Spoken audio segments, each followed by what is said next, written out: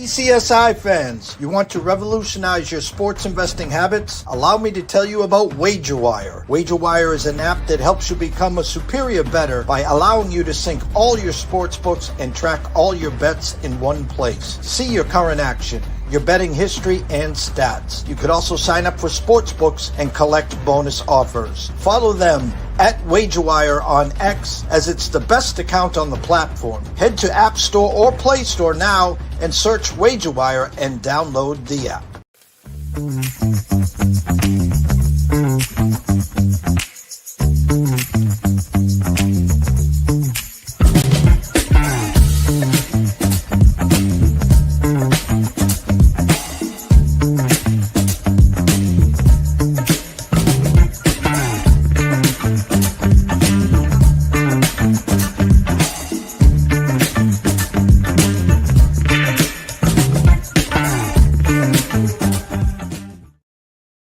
Good morning, we're back. Jeff Dawson, East Coast Sports Investors, the Midday Market Report with good friend and colleague, Mr. Andrew McInnis, live as we're going to talk some NHL, some surprises, maybe have Andrew talk a little about the World Juniors, and at the top of the hour, Matt Grissom back, Grissom on X, or Matt G on X. It's whatever, you know him at the NCAA Insiders. Talk some college football as we get closer to the big boys. 1 game tomorrow and 3 on the new year. So without further ado, because he's got a show at the top of the hour, I don't want to get Dan mad, Mr. Andrew McInnis. What's up, Andrew? Yes, we got to make sure we get everything in at once. Jeff, it's good to be here with you as always. And nice to talk about not one, but 2 different types of hockey leagues going on right now, or tournaments, I should say. Yes, the last show before the new year, yourself and Matt Grissom, we had Scotty Webb on earlier. We're going to go dark on New Year's Eve. We've talked enough about all the happy horse shit, so I'm glad to have you on here. My headliner was biggest NHL surprise for 2025 so far, but again, you're here. Not a lot of people can talk World Juniors like you. So it's going on. I saw the U.S. Little struggle, but a nice win, 6-5. What have you seen so far? Jeff, what I have to say that I've seen so far is the competitiveness of this tournament overall, the growth of the game. If you're a Canadian fan and you're watching this right now, or you're a fan of Team USA hockey and you're thinking we should be winning games by more goals, we have to understand that this is fantastic for hockey, how close things have been even. We've seen improvements from Czech. We've seen improvements from Slovakia. We've seen improvements from Switzerland, from Germany. This is good for the game of hockey. And, you know, there has been some games that there's been some blowouts. Yesterday, Canada with Denmark. A couple days ago, Finland against Latvia. And USA had a blowout a couple days ago. You know, but there has been a lot more competitive nature to this tournament, Jeff. I remember when I was a kid, it was like 3 or 4 teams. They blew out everybody they played. Then they would meet in the quarterfinals. And now it's a little bit more competitive. You know, you've had a Canadian team that in the last couple of years, they haven't even fit inside the top 3 or 4, which is shocking, right? And sure, you know, they could have some players right now that are in the NHL, but it's no excuse. So what I've seen, I've been very, very impressed with some of these smaller countries. You know, Latvia playing some pretty good defense, got some good goaltenders. Slovakia playing pretty well. That game yesterday against Team USA, hats off to the Americans for continuously bouncing back every single time they lost the lead. And then I looked at my friends and I said, hey, look, this third period, we all know what's coming here, but hats off to them, because, you know, to hang up 5 goals and, you know, unfortunately you still lose 7-5. It's tough, but I'll tell you, I've just overall been very impressed with how competitive this tournament has been. Well, you get the World Juniors, we get the new year, and then we're going to blink. We're going to be in Milan for the Olympics, which I can't wait to have some fun with you there. Decent slate today, so obviously I want to get to that for you. But the headliner, biggest NHL surprises so far in 2025. And if I could say something right now, I have the standings in front of me. And of course, you know, the Avalanche have played 38 games, 29-2 in regulation. That's not a misprint. I didn't misspeak. 29-2 in regulation, 7 overtime losses. But what I'm going to say to you, and winners of 8 in a row, by the way, 65 points, but here come the Stars at 57, the Surprising Wild at 54. There, I go down to the Oilers, starting to maybe find its way with 46 points. The Knights at 45. Here come my Ducks at 44. So they're my surprise out west. And I go over to the east. Obviously, the Red Wings, Stevie I plan, as I like to say, 49 points. Here come the Lightning, 47 points. Your Canadians, 46 points. The big bad Bruins have now lost 6 in a row. We'll get a lot of fade in them the second half of the year. 42 points. And there's the Hurricanes at 51 points. Thoughts on the surprises in 2025? There's so many places to go here, Jeff. I don't really know where to start. Look, you talked about the Ducks. A lot of people liked the Ducks going into the season, but I didn't think we would see this out of them this fast. And there's been some dips. There's been a couple stops here and there, but this team, in games that their defense hasn't showed up, their offense has made up for it. And in games that their offense didn't show up, Lucas Dostal has made up for it with goaltending. So he's been fantastic. So that would probably be my yay team of the West. My nay team of the West, who I spoke with you about last night via text, is the Winnipeg Jets. I don't want to hear the excuse that you were without Connor Hellebuck, because even when you get him back, you guys haven't looked very good. So they've kind of been a surprise to me in a negative way. This Winnipeg Jets team, just seeing what they've been doing, and maybe they could look a little bit slow and not able to keep up with some of the pace of these teams in the West. You look at the West right now, Jeff, it's very interesting because the West has the best teams in the league, but they also have the worst teams in the league. They've got the Blackhawks, they've got the Jets, they've got the Canucks, they've got the Blues, but of course, then you've got the Avalanche, Stars, and Wild. And now, of course, don't look anywhere, but the Oilers are starting to creep up and gain momentum themselves. My yay or nay in the East, I'm going to stick to the Atlantic Division. Honorable mention. I think honorable mention goes out to Philadelphia, the Flyers. I have been impressed with them, but my yay team has to be Detroit. You talked about it. The Stevie Y plan is looking pretty good, looking pretty sharp. I'm still a little bit confused by their -4 goal differential, but yet they sit there with 49 points in 40 games. And, it wouldn't be me on a show with you if I didn't mention the Maple Leafs.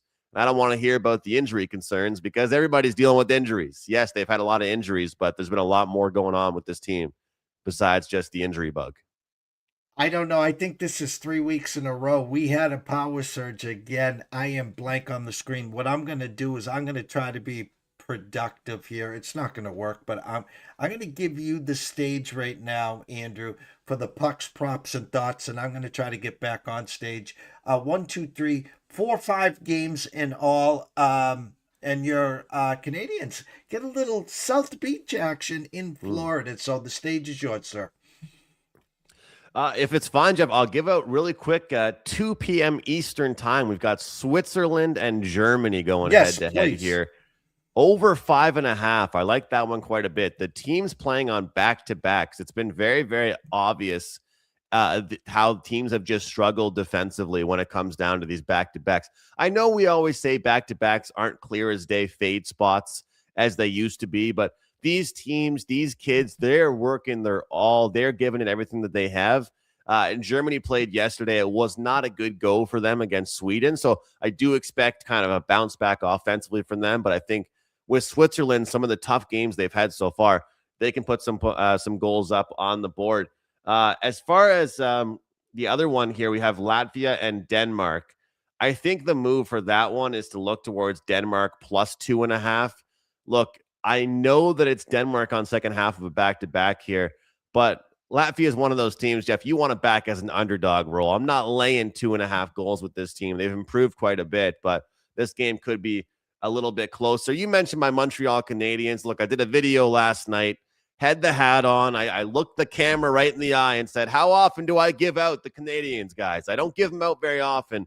I like this spot for them, and we've talked a lot about fading teams second half of back-to-back off a win is much different than off a loss. And I was happy to give out the Florida Panthers yesterday against the Washington Capitals. The Caps right now are a team kind of on a little bit of a defensive slide, and the Panthers took advantage of it. It wasn't easy, but they got it done in the third period. So I do like that price on the Montreal Canadiens.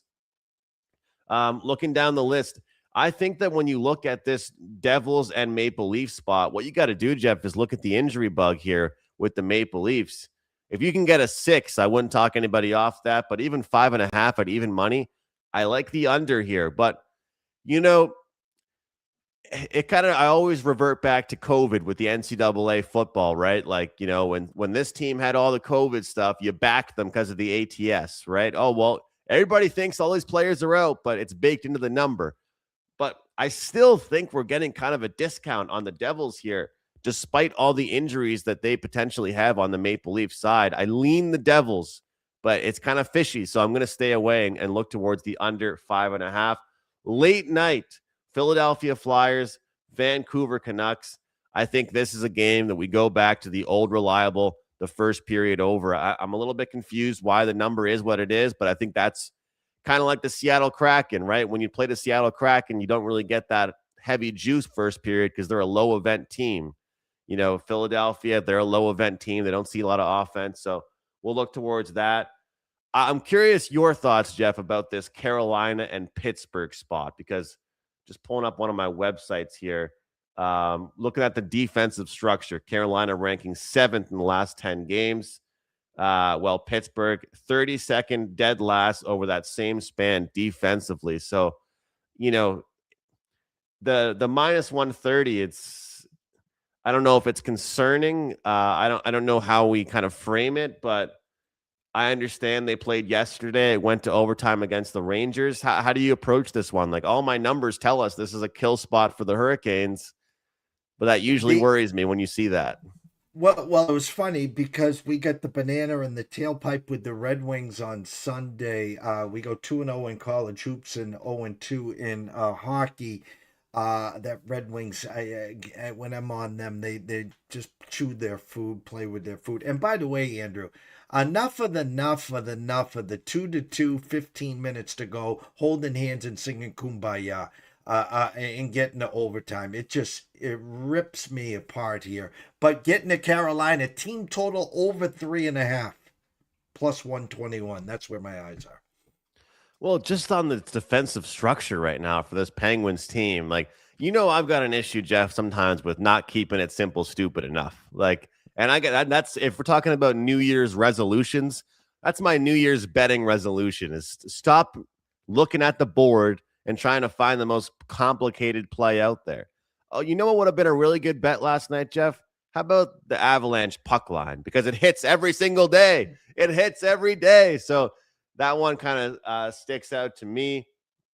I'll give out, if I like Florida, I'll give out a goal scorer, Nick Suzuki, plus 205. He's got 3 goals in his last 2 games against the Florida Panthers. A little bit of a sprinkle. I think it's worth looking at him. And there was one more guy I wanted to mention as well. Let me pull up my sheet here if I could find it. This one is from the Canucks game. Let's see here. We've got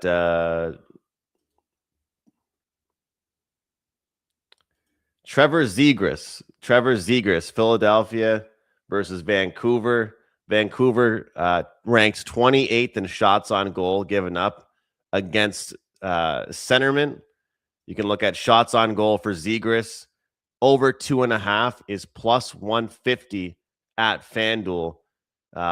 This is a guy that you probably want to look for that. And also if you want to take a look at goals, because they do rank 29th in goals against centermen, plus 210. You play Zegras, you play Suzuki, Jeff. You go 1-1, you make money. I looked, by the way, Vancouver first period always have been so nice to us. And again, it came in yesterday. I looked, wow, is that juice to the under today? Minus 115. It's scary. Yeah, I gave it out yesterday at a minus 115, and we get there. Again, Vancouver, go back. Every game they give up a goal early, then you just seem to be chasing that one. And again, I think there were 3 goals scored yesterday there. got you for like 2 more minutes here, Andrew. New Year's Eve, 2026, then the race to Milan. Anything change in your thought process in handicap and hockey? I'll say this, like there's going to be a chip on the shoulder for a couple of the guys that get snubbed, so we'll talk about that when it happens, Jeff, like the players that got snubbed that didn't make Team USA or Team Canada or whichever team that there's it's meant to be on. Other than that, I think that we're going to start to see games get a little bit more defensive structured leading up to it. I think the draws are going to be in play. I've never been one to release to clients or even bet myself, of course, the draws, but we're going to start seeing those tight games. I think when you look to the far right section of the standings, when you see the OTL section, the overtime lost points, we're going to see a lot more of those moving forward. But then coming after the Olympics, Jeff, I think that it's going to be very evident which players are rested, which teams are rested. It's not a mistake that the Habs were one of the best teams last year after the Four Nations because Caulfield and Suzuki didn't make Team USA and Team America or Team Canada. So look at all the players that are Russian that aren't going to be in the Olympics, right? Like look at Minnesota, you look at Tampa Bay, you look at Vegas, you look at a couple different players that have these great Russian players that will not be there. Washington Capitals with Alexander Ovechkin. So I am looking forward to seeing how those teams respond. But Jeff, the last thing I'll say, the roster announcements for America and Canada get here tomorrow. People are going to be upset no matter what it is. My final statement is these teams aren't going to be as different from the Four Nations as many people think they will be. Andrew, everyone knows to follow you at McInnis Picks at wagertalkwt.buzz/A&M. What do you have behind the pay window? I do know it's $5 Tuesday. Yeah, we used to only be able to have one play up for $5, but now we can have several plays up as long as it's until midnight tonight, or I should say Wednesday morning. So you guys can get several plays from me. Anything that I'm involved in, any action that I lay down, you can get that for just $5. Regular price is $25 or $35, depending on the play grading. So also we have a promo code XMAS25. XMAS25 takes 25% off any package at my website. So if you guys want to hop on board for my full season of NHL, my NFL player props, hey, if you want to get CFL for the next year at 25% off, you can hop on board that right now. Any deal I have, you can get 25% off with XMAS25 promo code. Thank you, Jeff. Andrew, great as always. Behave yourself. See you next year. Happy New Year. Happy New Year. Matt Grissom next. Stay tuned. ECSI fans, you want to revolutionize your sports investing habits? Allow me to tell you about WagerWire. WagerWire is an app that helps you become a superior bettor by allowing you to sync all your sports books and track all your bets in one place. See your current action, your betting history, and stats. You could also sign up for sports books and collect bonus offers. Follow them at WagerWire on X, as it's the best account on the platform. Head to App Store or Play Store now and search WagerWire and download the app. The last guest of 2025. Let's bring him on. Mr. Matt Grissom. What's up, Matty? I'm honored. The last guest of 2025, so no show tomorrow. Yeah, what we decided to do is we've been dark on most Wednesdays. We do a lot of stage work, some studio work and stuff. And so what I decided to do with the big three on Thursday, I figured we'll move Christmas, New Year's. We moved Nick in yesterday. We moved you in today. Let everyone enjoy New Year's Eve and New Year's Day. So what we're going to do is I saved the best for last. That's what they say usually. So here you are, my man. I'm flattered. One more ounce of flattery before the new year. We've had some pretty good bowl games. For all the people that say, why are we playing these games? The kids don't care. I mean, just going through scores. Pittsburgh, East Carolina is a 6-point game. North Texas, San Diego State, crazy game. I joke that it felt like watching an episode of MacGyver because I think San Diego State kept reaching in the bag to figure out new ways to either turn the ball over or score. but that ends up being a 49-47 game. LSU, Houston, 35-38. This is fun. This is fun. BYU, Georgia Tech in the Pop-Tart Bowl. That I think that the bowl games should stick around a little bit longer. They may not matter, but I think these teams are enjoying being here. And outside of Clemson, who really laid an egg, I see them continuing to be competitive the rest of the way, which is good for us that are betting on them. Well, you hit a sore spot with me, and it's right. I do a pick'em contest with the locals. An old timer gives us the Jeff Sargent lines, and so there are some values, and then ins, outs. We get it in a long enough time where some of the spreads that we have versus the closing numbers is hilarious, but it doesn't matter. There's a guy that plays all the favorites. There's another guy that plays all the underdogs. So you got to pick and choose.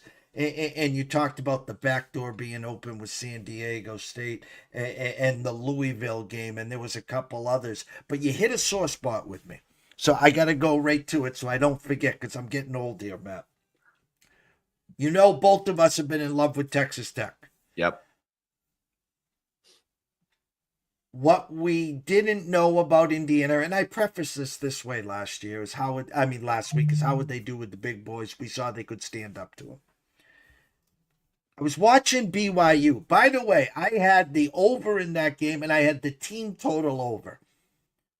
4 possessions inside the 10, 1 possession inside the 20 between both teams. 5 possessions in all, 4 of them first goal inside the 10, and they scored 3 points. You can't script something like that. You can't. And so watching the first half, I'm like, oh shit. I'm thinking BYU, I'm thinking Texas Tech. Now they started playing better in the second half. And my point is, I'm seeing, and I don't care where the money's coming in with the Ducks. And we've talked about this, but I have to ask you, while you were watching the BYU game, was there any hesitation or worriness or doubt starting to creep in your mind with Texas Tech and Oregon? Not at all. I think this is a totally different scenario. How BYU played in the Big 12 championship is not how they played in this bowl game.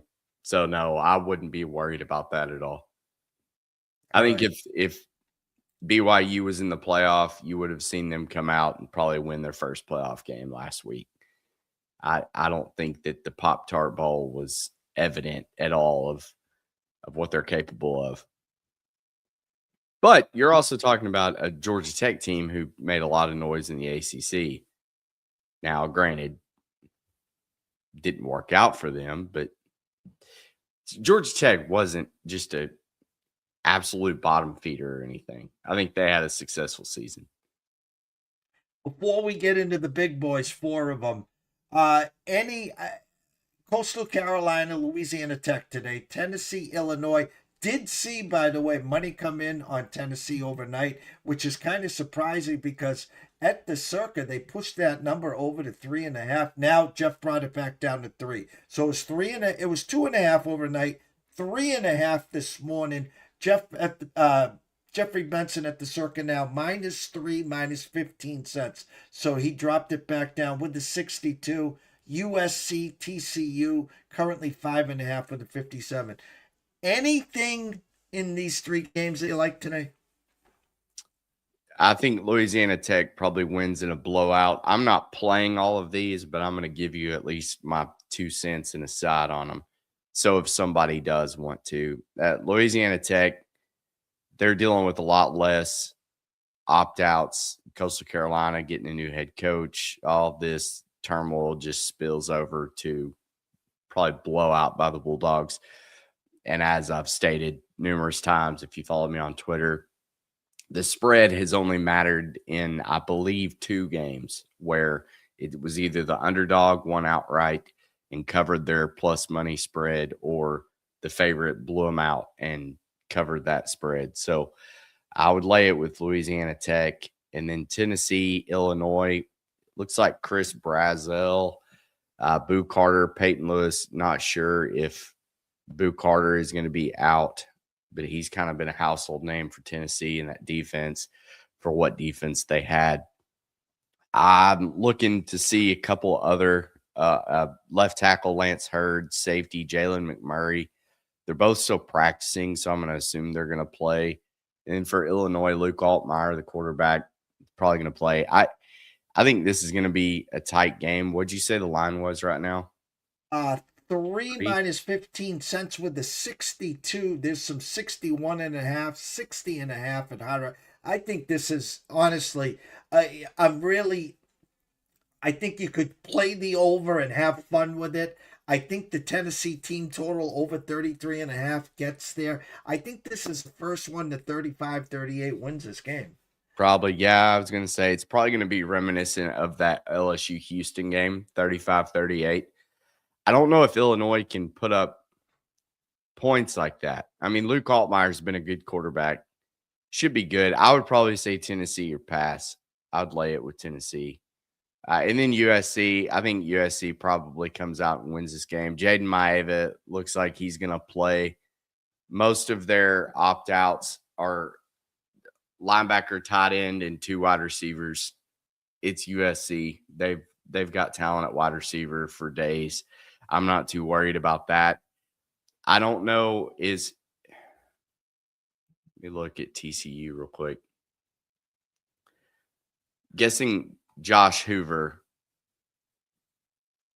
is out, being in the transfer portal. That is correct. Ken Seals is going to start under center for TCU. I think this is a big difference maker for TCU and how that offense runs. Josh Hoover has been great all season.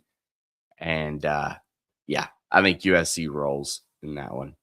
So I was some money came in on they were 6 now this morning, 5.5. So a little TCU money with a 56.5 there. People want to know what Matt thinks, so we're gonna find out what Matt thinks here. We got the big boys. They're coming to play tomorrow. We have at 7:30 p.m. Miami of Florida, Ohio State.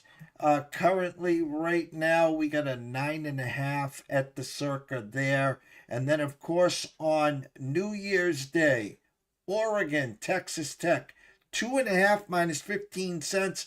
I don't think Benson will get it to 3 there. We'll have to wait and see. Alabama, Indiana.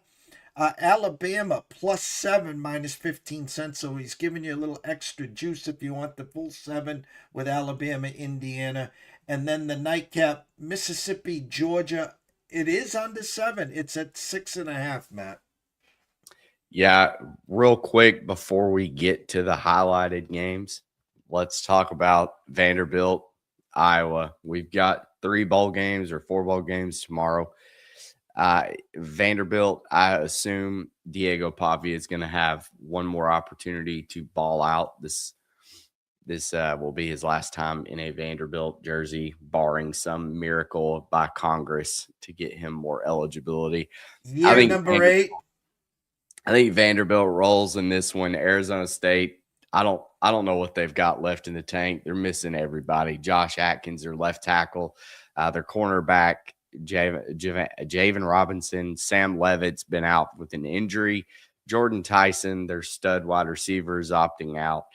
I don't know what's left. Duke still has stuff to play for. You obviously saw him in the ACC championship game play for something. So I think Duke probably rolls in that one. And then Michigan, Texas.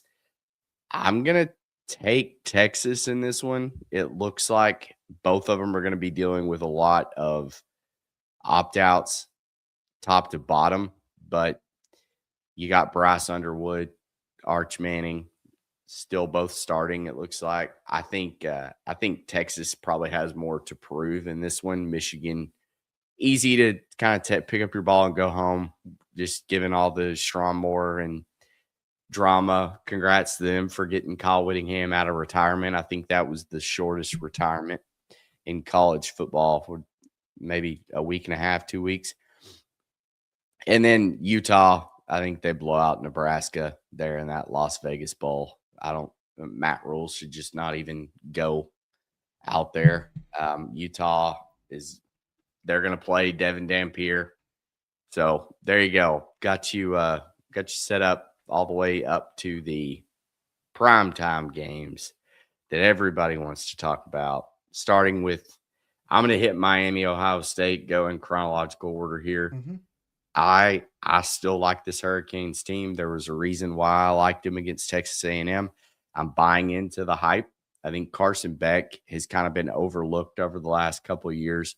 Didn't really work out at Georgia, transfers to Miami. He's kind of found a spot here. I think the running back for Miami he ran the ball really well against A&M. I think he's going to have similar success against Ohio State in this defense. If Carson Beck can just connect on some passes, I don't think 10 points is going to win it against Ohio State, but maybe 17 will. Just don't turn the ball over. Play this close. I think 9.5, 10. That's coverable for Miami. I don't see Ohio State's offense being able to just blow out Miami in this defense. So I would say Hurricanes are nothing. If you want to get conservative and play it square, throw Ohio State in a money line parlay, that's fine. But I don't think Miami wins outright. I do think that they cover, though, and it should be a pretty great game. Their team total 16.5, juiced way to the under. Most people have them in that 13-point range, which if you're getting 9 points, now you flip it to Ohio State side. Do they get to 23, 24, 27? I do know this, and you know this, of course, that last year after the Michigan loss, they didn't play in the Big Ten Championship.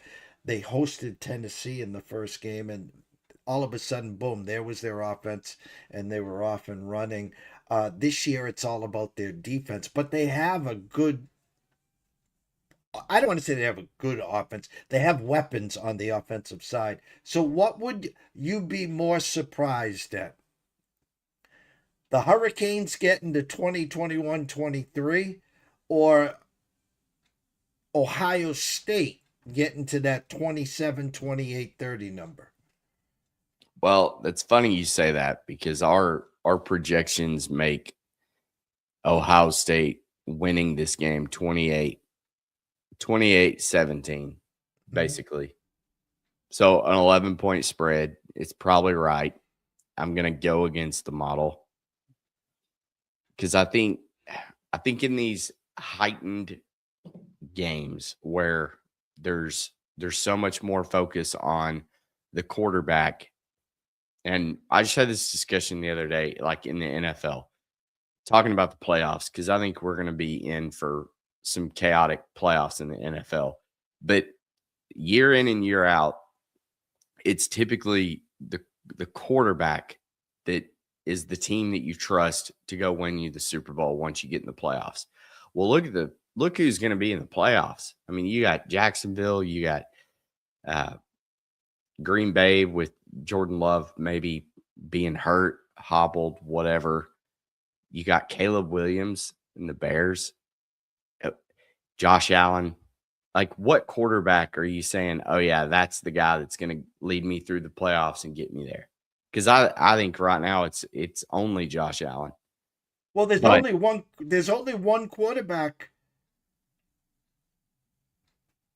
that has done that.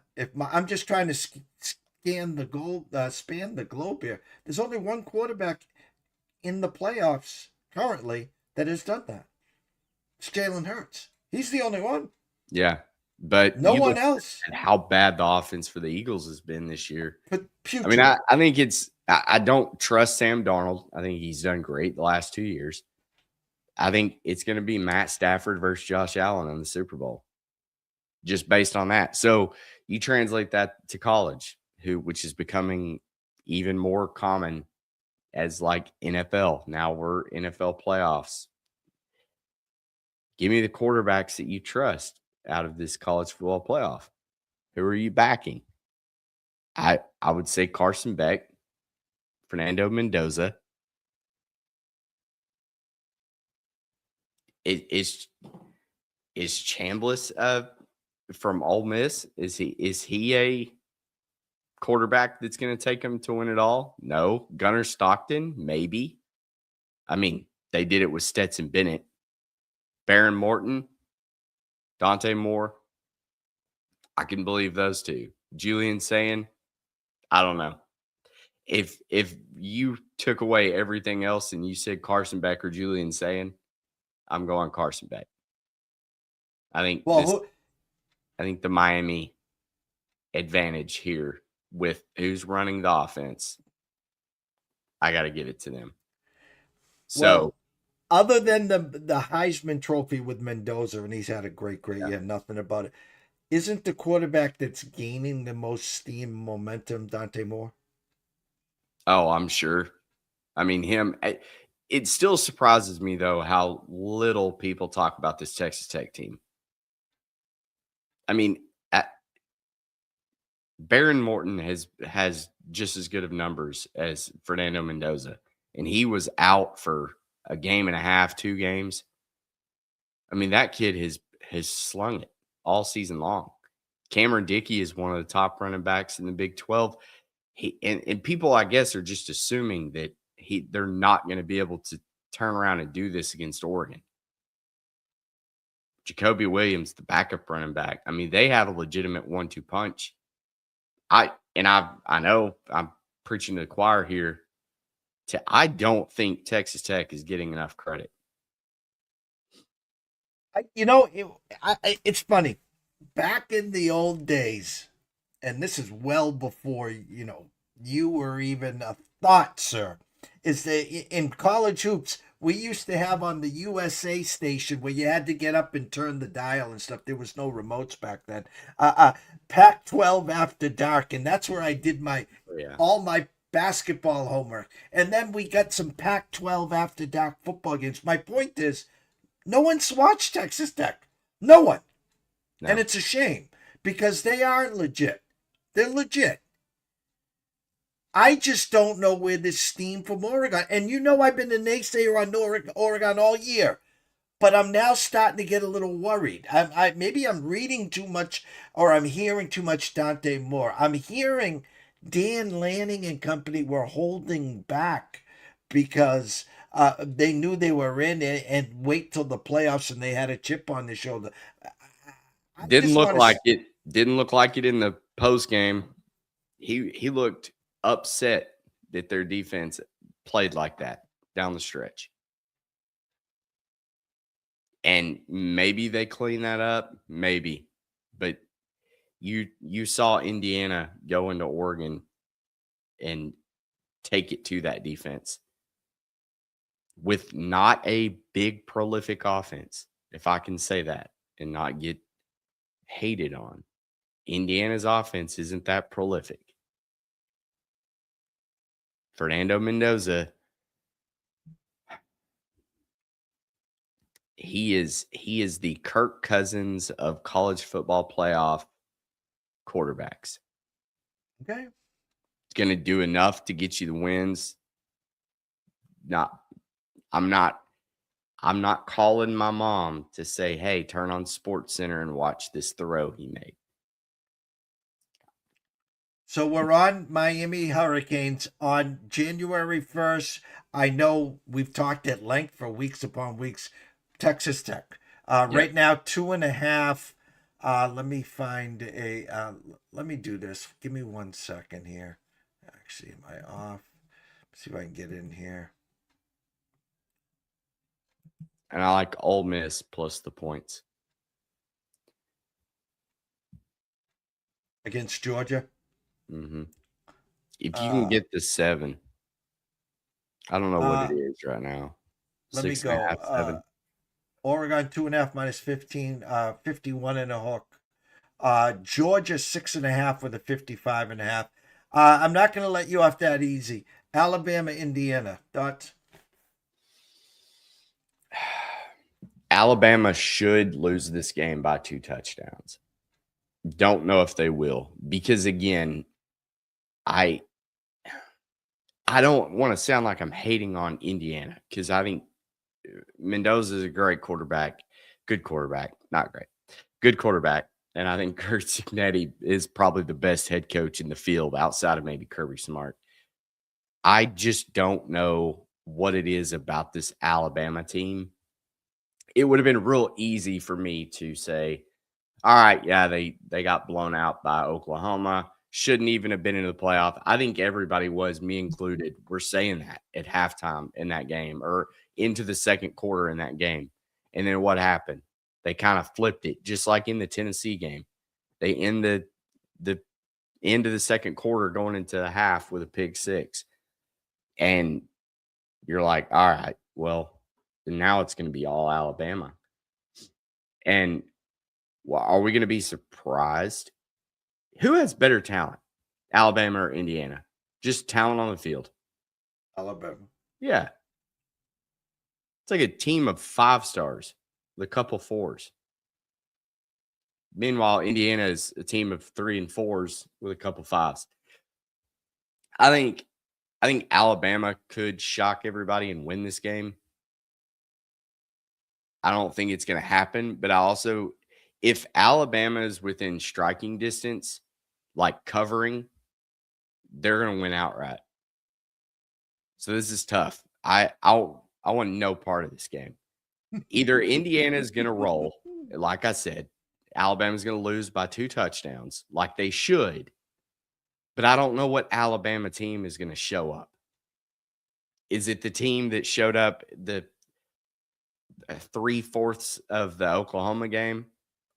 Or is it going to be the team that showed up against Georgia in the SEC championship or Florida State to start the season? I don't know. I think you live bet it. I think you watch the first couple of scripted drives and you ask yourself, is Ty Simpson going to be able to move the ball against this defense?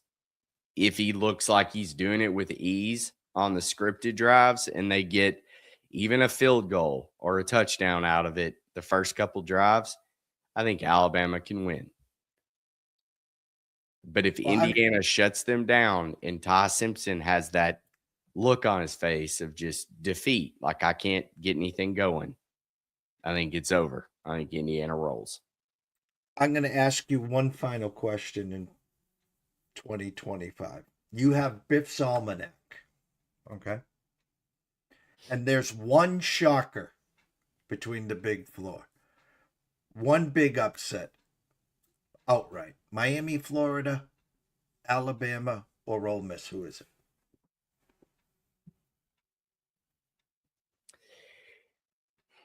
I think for shock factor, I don't think you have Biff's Almanac. There is going to be one. We're playing the game. There's going to be one shocker.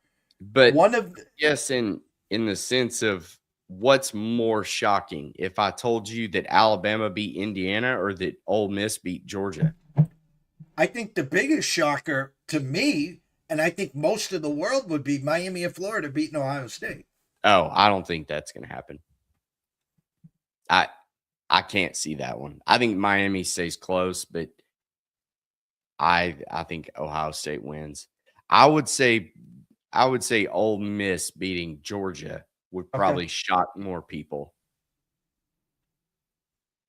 They seem to be especially that darling down south, because the general consensus in SEC country is that Alabama should beat Indiana. Like, cool story, fun ride. We're Alabama. We should win. And that's like 100% ego. Nick Saban's not coaching that team anymore. I get it. But I'm in a group chat with a bunch of Tennessee fans. I'm in another group chat with a bunch of Alabama fans. It's great. Not really at all. But because the egos, they both love their teams. But if you ask my 5 friends that are all Crimson Tide fans, they all are like, yeah, roll damn Tide. We're going to win. Okay. I hope you do. But I don't know. I know it sounds like a cop-out. Either Indiana is going to win by 2 touchdowns or Alabama is going to win outright and cover. I don't see it going any other way, and I think you're going to have your answer in the first quarter. Well, I would agree with you, but if you said the same thing last week, I mean 17-0, the Sooners, and again they kind of pooped on themselves with the dropped punt, then the pick six, and next thing you know, 17-17. I don't think this Indiana team will allow you to breathe. But No. again, great story. They have been a great story. They've been reading their headlines now for weeks. Mendoza's got the Heisman. Here comes Big Bad.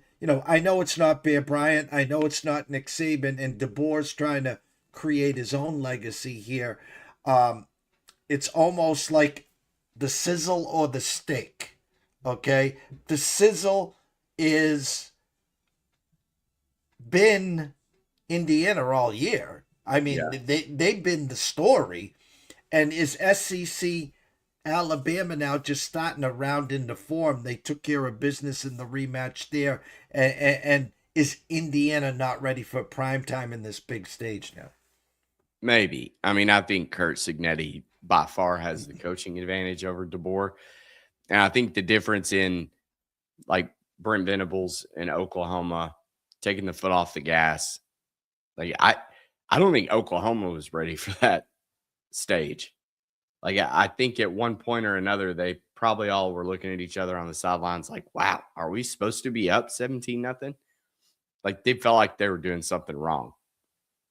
I don't think Indiana, if they get in a position where they can step on somebody's throat, yeah, you bet your butt Kurt Signetti is going to step on the throat of Alabama. And anybody else. I mean, that man doesn't care. He is borderline psychopathic when you see him on the sidelines. Well, it's going to be awesome. Awesome as always. Scroll has been going the whole time. At M. Grissom. I did it. And, of course, NCAA Insiders. Getting closer to that Matt Grissom. Tell them where to find all your written work, sir. MattGrissom.com or the Linktree link in my Twitter profile. Go check that out. My buddy is actually working on the matchup simulator, being able to look at all of our data right from a website. He's been working on it all Christmas break. Don't know if it's going to be up by the end of the college football playoff, but that's what we're shooting for. And as always, just follow me on Twitter. That's where I've been tweeting out some live bets. I think I'm like 4-0 in the last ones that I've tweeted out. We're just betting everything, Jeff. Had Georgia Southern minus 16.5 by the skin of my chinny chin chin. East Carolina money line plus 160 cashed. Bills plus 8.5. What a heartbreaker. They should have won that game.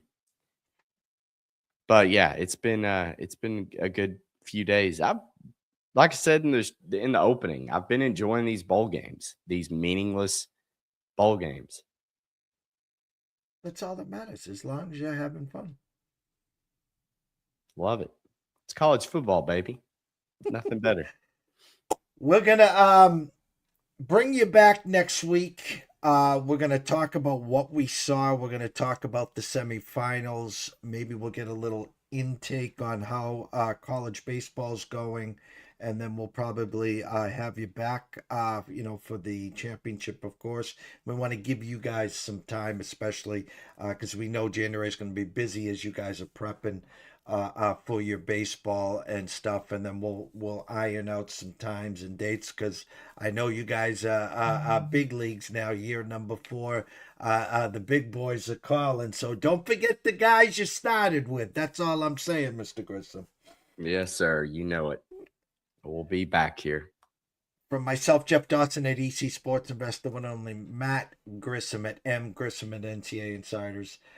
Go follow him. Go follow the rest of his crew. To everyone else here, I want everyone to be safe. I want everyone to embrace the rest of 2025. Listen, guys, It's an amateur. I call it amateur night out. I'll tell you exactly what I'm going to do. Okay. I'm going to have my 2 dogs, Fenway and Camden.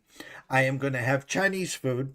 I am going to watch the Three Stooges marathon, and then I'm going to flip on Ohio State and Miami, and hopefully to be asleep before the ball drops. That's what I'm doing. Well, take the under in that game to go along with your snooze fest of an evening, Jeff. Thank you again. As always, guys, behave yourself. Stay tuned, and we'll see you next year. Thanks, Jeffrey. Thank you.